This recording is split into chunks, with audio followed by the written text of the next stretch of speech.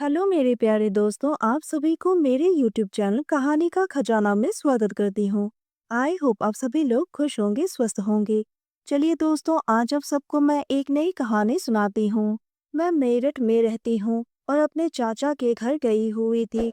उनके बेटे की शादी थी और उसकी बारात के लिए हम सब इकट्ठा हुए।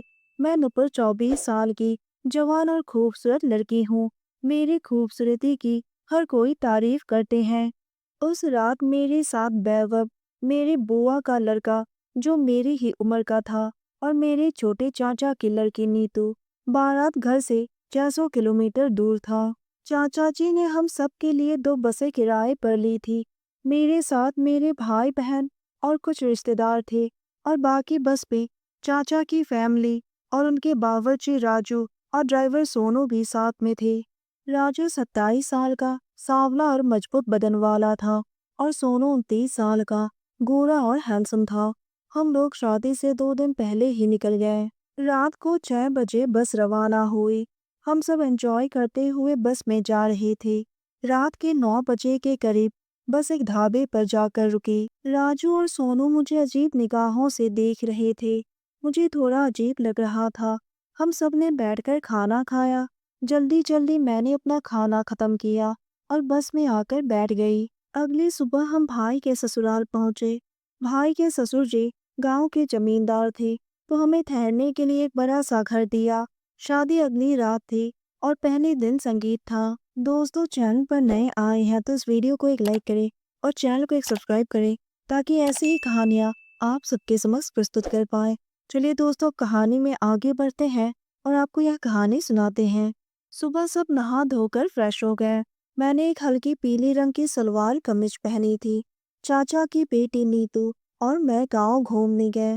नीतू की बिंदास अंदाज और खुली बातें मुझे बहुत पसंद आती हैं। हमारे साथ गांव की 4 और लड़कियां भी थी। हम सब गांव की गलियों में घूमने निकले। लड़कियां इधर उधर की बातें कर रही थी। तभी अचानक से नीतू ने कहा कि उसे राजू बहुत पसंद है। मैंने कहा, तुम एक नौकर से कैसे प्यार कर सकती हो? उसने कहा कि वो पढ़ा लिखा है और बहुत ही साफ दिल का इंसान है। वो मुझसे बहुत प्यार करता है। गांव में ही मेला लगा हुआ था, तो बाकी लड़कियों ने कहा कि उन्हें वहां पर कुछ खरीदारी करनी है, तो वो लोग सामान खरीदने लगे। लेकिन मैं और नीतू आगे बढ़ गए।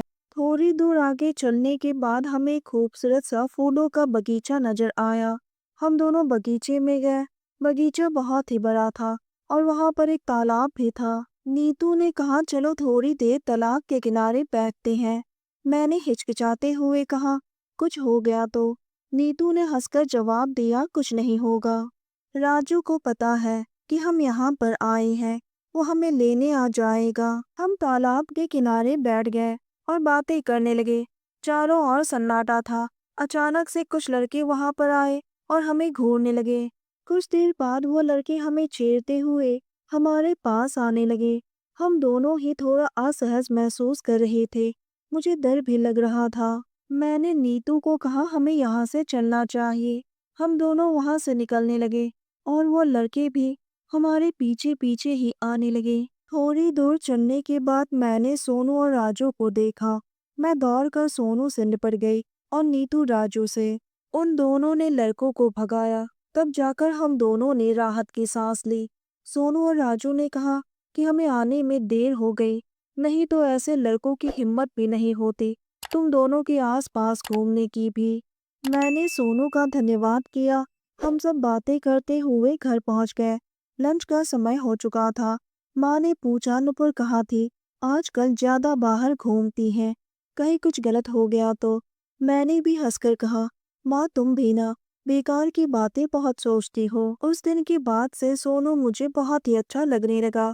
शादी में भी मैंने सोनू के साथ बहुत एंजॉय किया। घर वापस आने के बाद मैं चाचा जी के घर कुछ दिन तक और रुकी। उन दिनों मेरी और सोनू की दोस्ती बहुत ही गहरी हो गई। हम दोनों एक दूसरे को पसंद करने लगे थे। प्यार होती ही ऐसी है जिनमें ना ऊंच नीच देखी जाती है और ना मेरी गरीबी। एक रात खाना खाकर सभी लोग गहरी नींद में सो गए। मुझे नींद नहीं आ रही थी, तो मैं आधी रात को छत पर चली गई।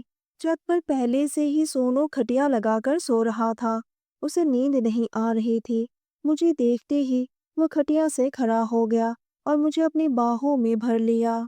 उसके गले मिलते ही मेरी सांसें तेज हो गई। खुले आसमान के नीचे चांदनी रात की रोशनी में हम दोनों ही प्यार में खो गए। उस रात आसमान में चमकते तारे और चांद की रोशनी हम दोनों के प्यार की गवाह बन गई।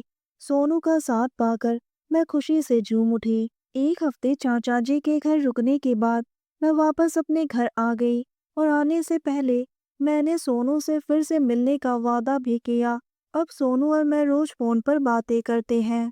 तो दोस्तों, यह कहानी सुनने के बाद आप सबकी क्या राय है, हमें कमेंट करके ज़रूर बताइए और साथ ही इस वीडियो को एक लाइक करें, चैनल को एक सब्सक्राइब करें और नोटिफिकेशन बेल को भी ज़रूर दबाएं ताकि अगली अपडेट सबसे पहले आपको मिले।